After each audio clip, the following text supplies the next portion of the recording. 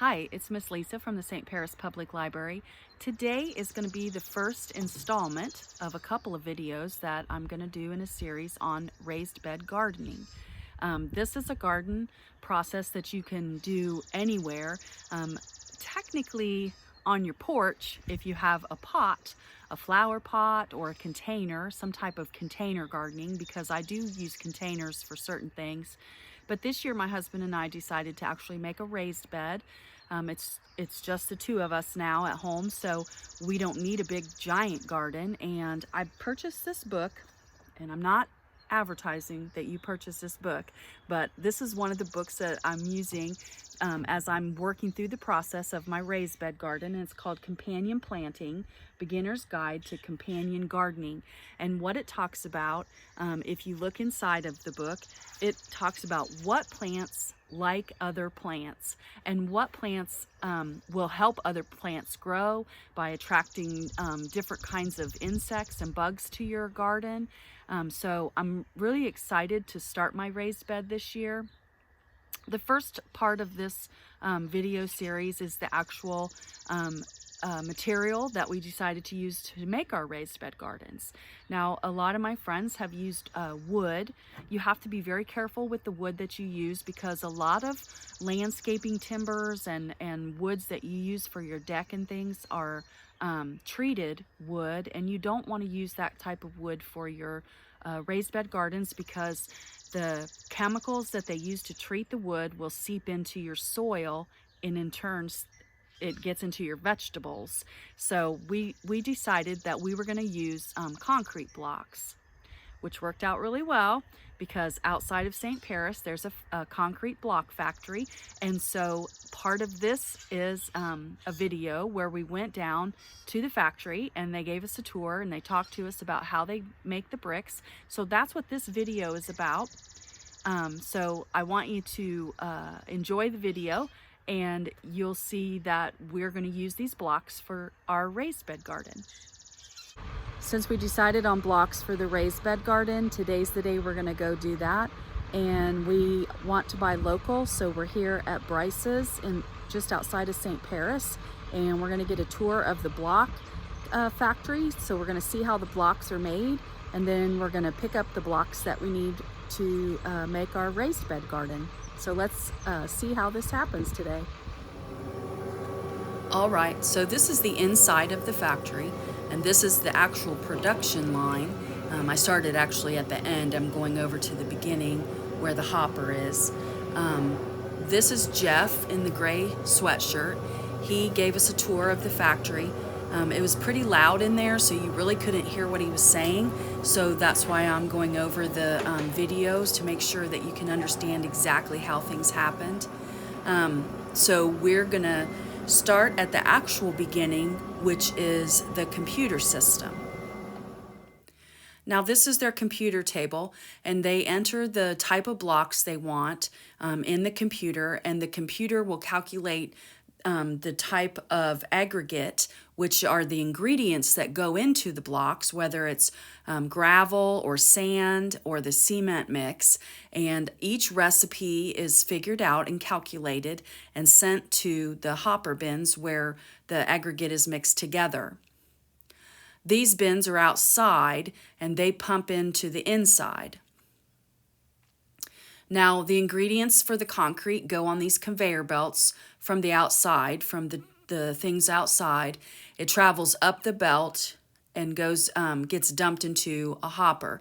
This is all done by the computer. The computer figures out exactly what needs to be put into the mixture to make the type of concrete blocks that they want. So that all gets started from the beginning, and it gets dumped into this green hopper, which is the green container at the top, and the ingredients are all mixed in there, mixed together. When it comes time for the concrete to be poured into the molds, the computer will tell the hopper that it's ready for concrete. The hopper will add water to the mixture and mix it all up in there and drop it down into a bin that will actually lift it up into the concrete dispenser thing on the other side that actually pours it into the molds to make the concrete. Now we're moving around to the other side of the hopper bin. This is where the concrete is poured after it gets mixed with the liquid or the water in the hopper or the mixer area. The container at the bottom that you can see down here where these cables are going, that's actually the container where the mixed concrete for the blocks will get dumped into there. It'll be lifted up on those conveyor belt on these cables and go up to the top of the concrete mold area, and it gets dumped into another hopper. So basically the mixture of concrete goes from one hopper to another hopper. It goes concrete mixed. When I saw it dumped in there, I thought that the concrete was dry because of the way that it looked. It looked almost like it was dry, but it actually was wet with water. You know, concrete that I've seen before looks more liquidy than that. But these, since these go into molds, they are pressed at a high pressure or high torque, so they don't need a lot of liquid because they're pressed together. Now, since the hopper has mixed the concrete, told by the computer to do so, the holding hopper is going to be lifted up, and the bin is going to start to go up, and it's going to go all the way up to the top of the mold maker, where the new hopper is at the top of that, and it gets lifted up on these cables that go all the way up to the top of the bin above where the molds are made.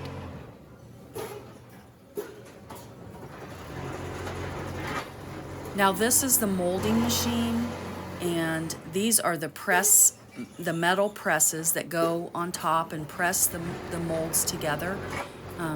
It was very loud in this part. Because it has such a high pressure and a hydraulic pressure, it was extremely loud. So the concrete is mixed, or has been mixed and dumped up in the hopper at the top. The press on the left is actually pressing and molding that mixed concrete into the blocks that they're making. And the molds depend on what kind of block they're making that day.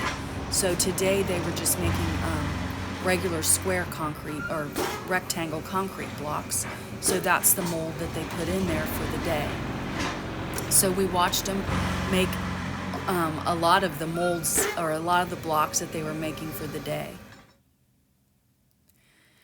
This is where Jeff took us in closer to the molding. He stopped the process so we could go in closer to where it is. He was talking about how the blocks go from here where they are wet and pressed, and then they go from here onto big giant racks that are sent back into an oven area. Now these are not kiln dried, they're steam dried. These are giant racks that have probably, he said that they have about 16,000 pounds on these racks, and they move to something called a steam kiln. The steam kilns get up to about 130 degrees, and they stay in these racks of blocks stay in there up to 24 to 36 hours. The kilns are full all the time. Once the blocks are in the kilns and have been in there long enough and dried, then they come out the other side.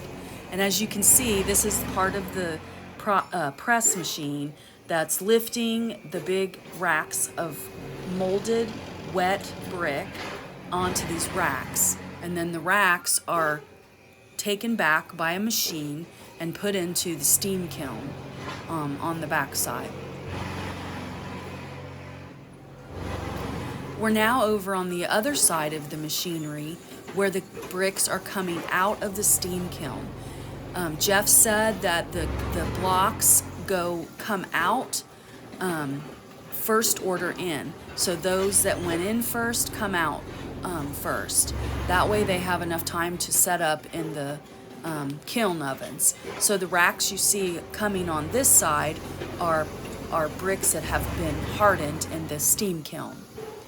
Now there was a gentleman standing here, and he is watching for damaged or cracked or chipped blocks that won't pass inspection, that have been damaged either during processing or otherwise, and they're put into this hopper, and then the tow motor that you saw in the beginning comes and takes that out to what they call the boneyard, and that's where they keep damaged or unusable bricks. So now they go through past a second inspection person. The bricks are twisted and turned by the machines so that they are in opposite directions for storage on the skids and stacking.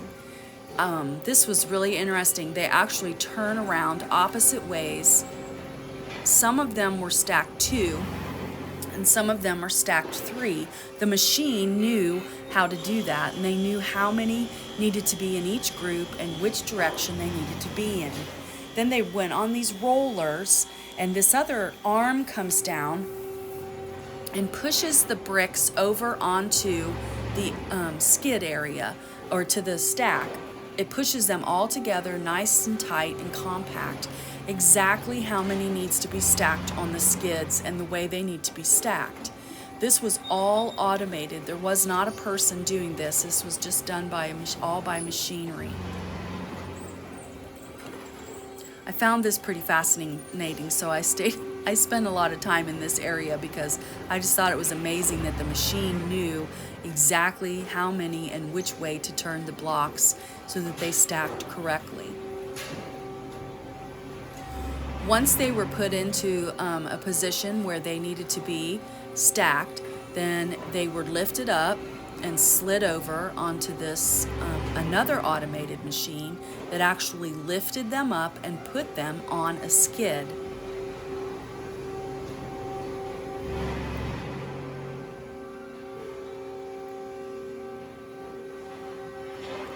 Now this would save a lot of worry on your back. I was wondering how hard it would be physically to be working in a block factory. Seemed like to me your back would be pretty bad after years of lifting the blocks. So the blocks were eventually slid over, and they're stacked up on top of each other. Once the stack gets full, it took a minute. So now that the stack is full, the machine slides it over to this lifting machine, which keeps a person from having to lift all those blocks and stack all those blocks. This was probably a really hard place to work back in the day before they got all these fancy machines that did it all. Then this machine will slide that stack on top all the other stacks. And then once the stack gets big enough, the machine will push it out. As you can see on the left side, there's a full stack. It goes outside and it gets slid out or slid over onto a skid. And then the tow motor guy is on the outside of the building, and he moves the skids around. And this is where the stacks of blocks come out. And if you look over to the left, there are other stacks that are sitting out there. And then the tow motor guy is in charge of figuring out where in the world to put that stack of blocks. That day we were there was actually a truck there picking up blocks, and these concrete blocks were going to a high school that they had purchased blocks for some project. These are all the block stacks they have outside. Most of them are the same. They stack them together depending on what they are, but there were a lot of blocks stacked around. And if we're splitting it like these were, we just turn it on, and every different block has a different program, and we just type in a number and it knows what to do. So it's got a blade on either side, left and right, and top and bottom, and they all come in at the same time, and they just basically crack it. But by having that pressure on all 4 sides, it gives it an even split. And we'll make these in a colored block also. To make colored brick, just about anything anybody wants.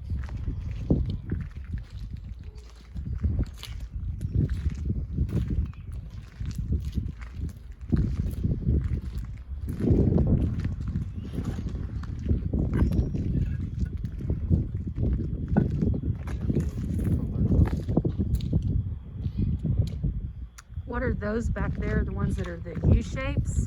Yep.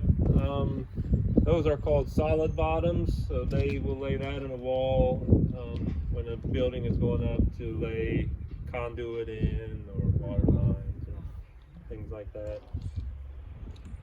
Sometimes they grout the walls, which is on the cord block. They'll fill it full of concrete, but there's times where they don't want the concrete to go all the way through the wall, so they'll lay a course of those in if only the top half of the wall gets grouted or certain sections. Any looking, send them our way and we'll give it to them. Anything back here? Fill dirt, fill stuff. Yep, fill or garden beds. Now this is the boneyard. This is where they keep damaged or cracked blocks that they can't sell because they're not up to quality. As you can see, there were a lot of blocks in this area, and this is where you can go get some blocks if you want to do a raised bed garden. He said you could pick them up pretty cheap if you wanted to get them for fill dirt or anything like that. So this might be an option.